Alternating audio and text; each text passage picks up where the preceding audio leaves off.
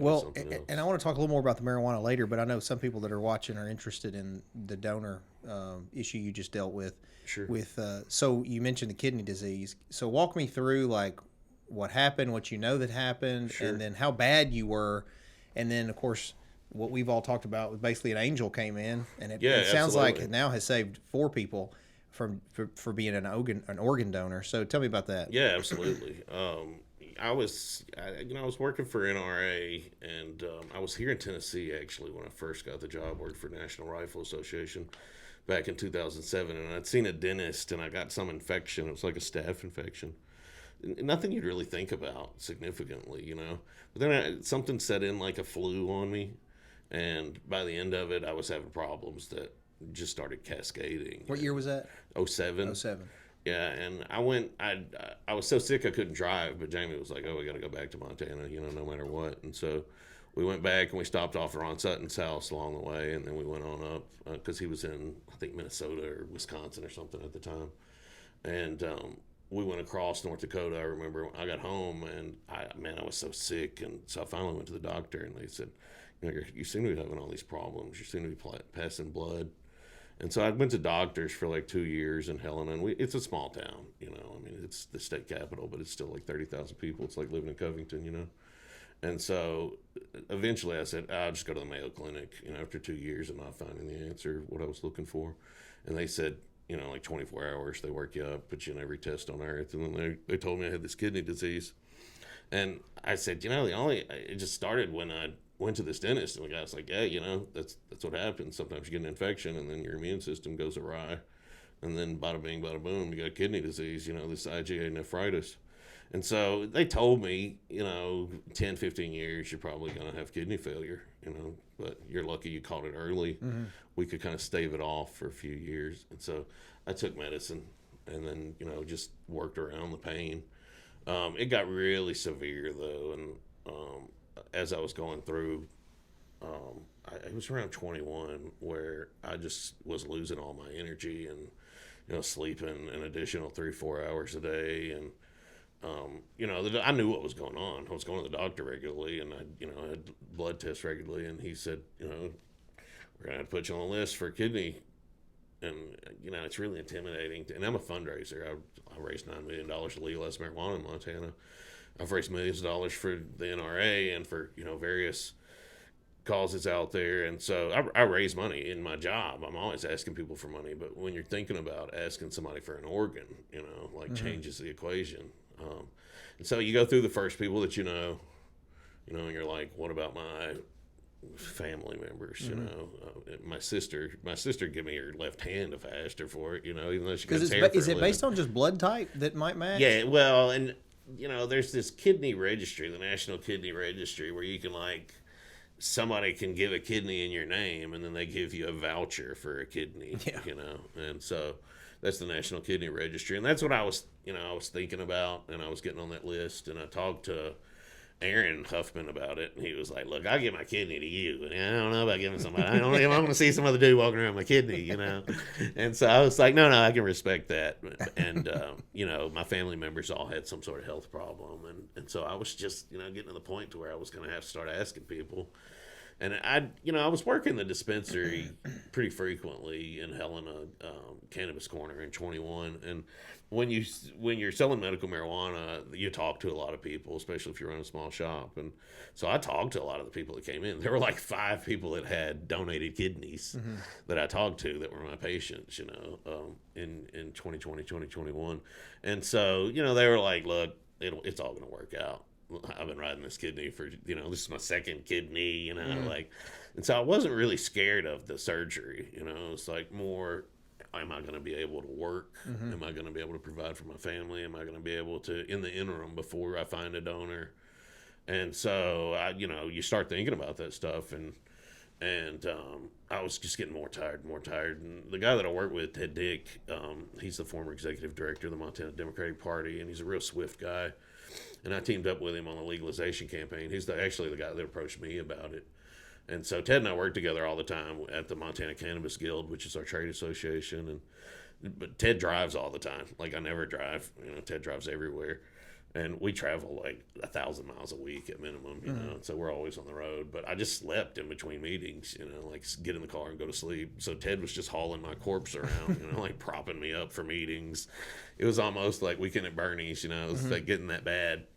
And so, anyway, when Was the pain getting worse and everything? yeah, You I could mean, tell it was going pretty bad? constant. I mean, when I went in for the surgery, just, you know, they asked how much pain medication I was taking, and I told them, and they gasped, you know. They were like, oh my God, that's a lot. And it's like, yeah, I'm sure it is, because I've been in horrible pain for 10 years, you know, but I know my doctors well. It's a small town, and so they know I'm not out, you know, selling hydrocodone to my neighbors or something. So I've had a steady pain medication prescription with my doctor, and you know, we've dealt with it, and sometimes you just gotta suffer.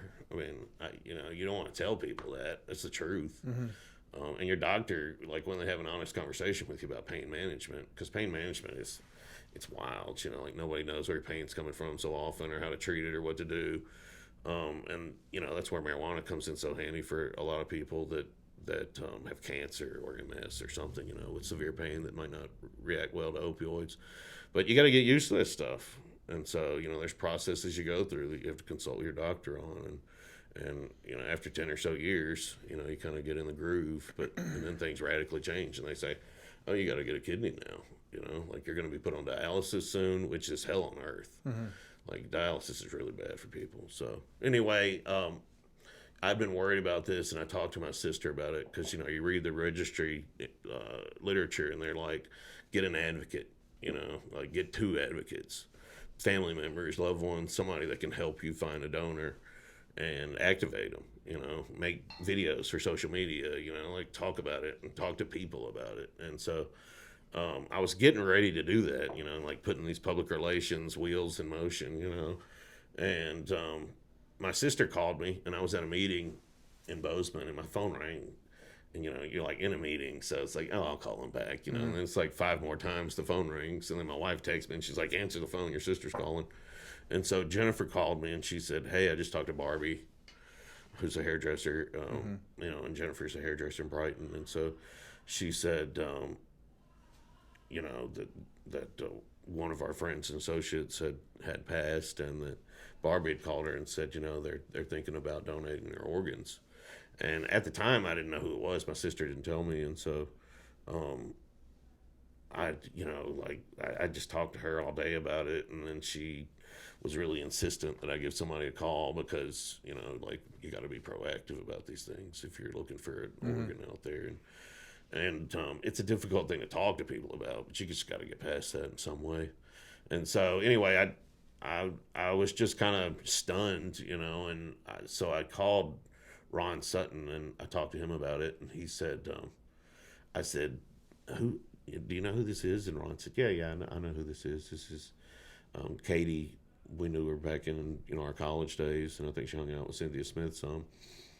And I said, you know, is it the Katie I'm thinking about? And he's like, I don't know if it's that Katie, but it's Katie Van Duzer. And I was like, oh, yeah, I remember the Van Duzer family, because my brother went to preschool at First Baptist, you know, and I think that's where their kids went. And so it was a different Katie than I was thinking about. But anyway, so I called Big Steve, and you know, Big Steve, of course. And I said, Big Steve, you know, do you remember Katie? And he said, oh, yeah, call Brian. Brian knows her.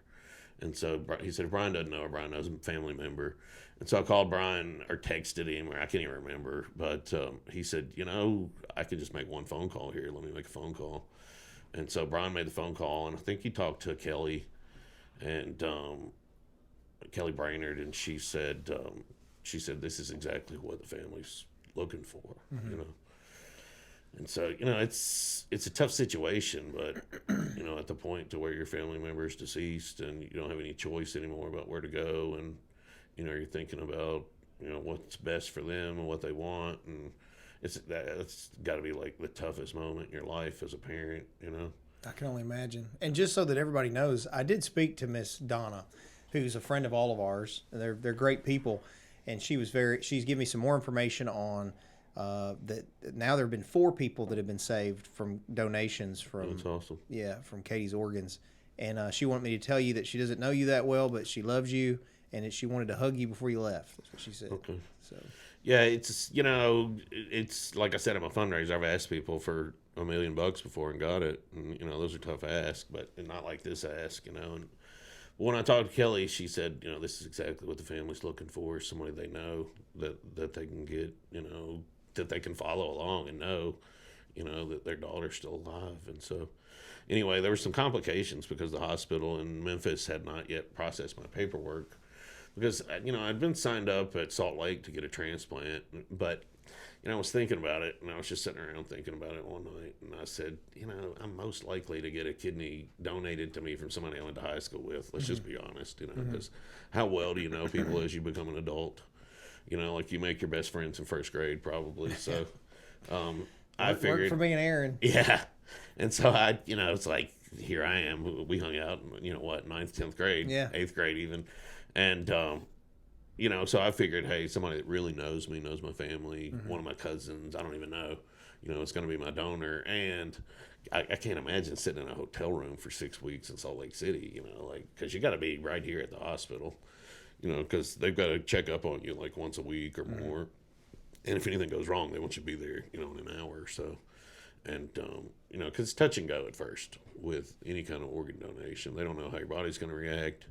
And so on May 14th, I got the call from, I think it's the 12th, I got a call from my sister. And then on the 14th, the transplant center coordinator, Ben, this guy out of UT here, called me and said, "Hey man, are you able to get on a plane and get to Memphis?" And I was like, "Probably not." Like, you don't understand like how many flights do we have out of Montana. So I checked every city and there was no way I could get there.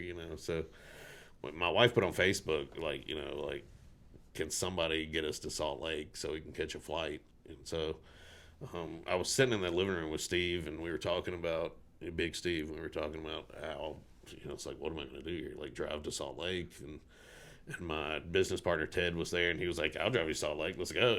Like, we can start now. If we need to turn around, we will. And so everybody was searching on their phones for flights. It's like, is there a flight from Salt Lake to Memphis at all tonight? Because I was like, if I get there at 2 p.m. tomorrow, will everything Josh, be open okay that door. then? It's hot.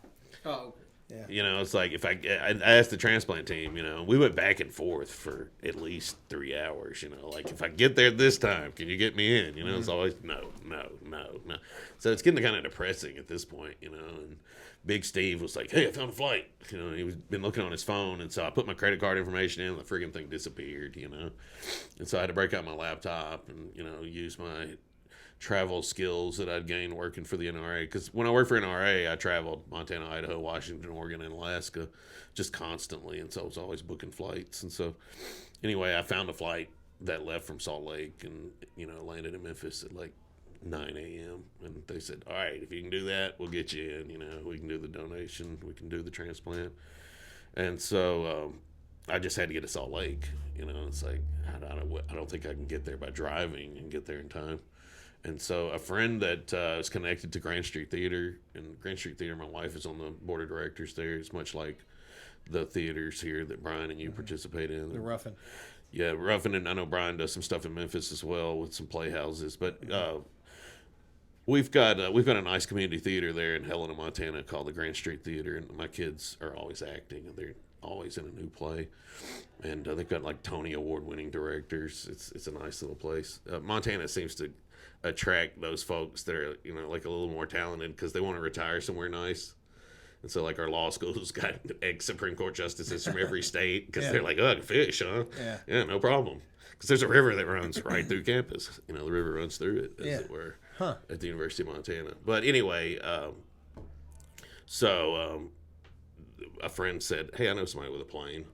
And then these people in Bozeman, Bridger Aerospace, who do like scout flights for fires, because we have wildfires out west, and so you have to have little planes going and searching for little trails of smoke so they can send in special forces teams of firefighters, to put the fires out. Anyway, they said, hey, we'll give you a ride to Salt Lake, no problem. We just got this new plane, we need to put some hours on it. It was awesome. It was like this cool little Firewatch plane with 6 or 8 seats, and so I called my wife because she had taken the kids to the theater to, they were in some play at the time. And I was like, hey, just meet me at the airport so you guys can say bye to me. And I'm going to leave for 6 weeks.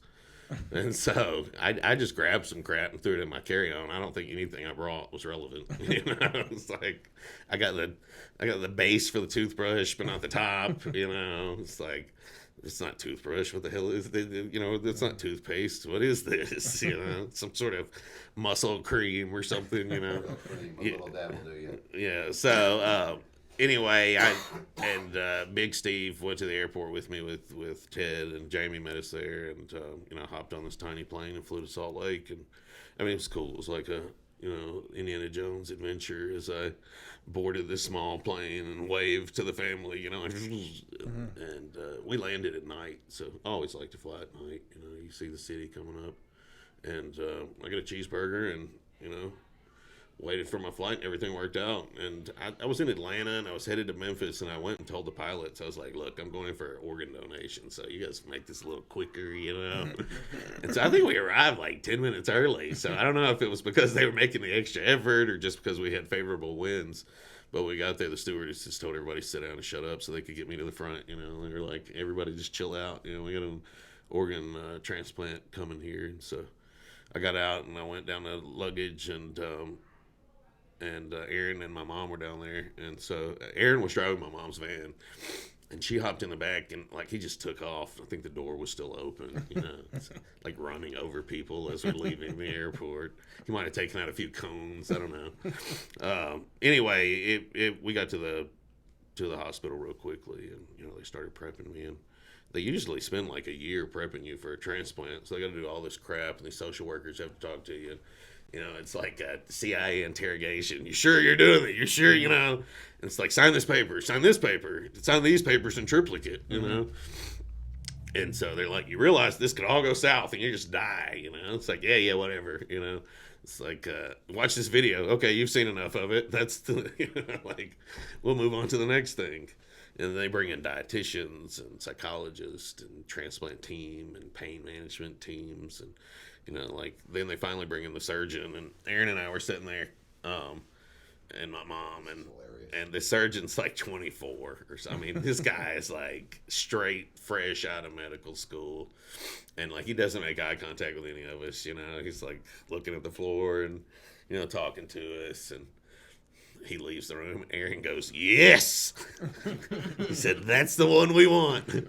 He said, that guy probably just does this. Yeah. He probably plays video games at home where he does surgery. You know, like we're not in danger of this guy's social life getting in the way of his surgical prowess. This guy spends all of his time doing this. But he was young and obviously very talented, and I've got a foot-long scar now where he cut me open. But anyway, once I got, processed, and they still didn't know, if there was going to be a direct match. It's a very interesting process you go through, the blood type matches, and so let's get you here and prep you, but we still got to send this blood off to Vandy, and that's why I had to get there at 9 a.m. because they had to, take like a gallon of blood from me and send it all to Vandy.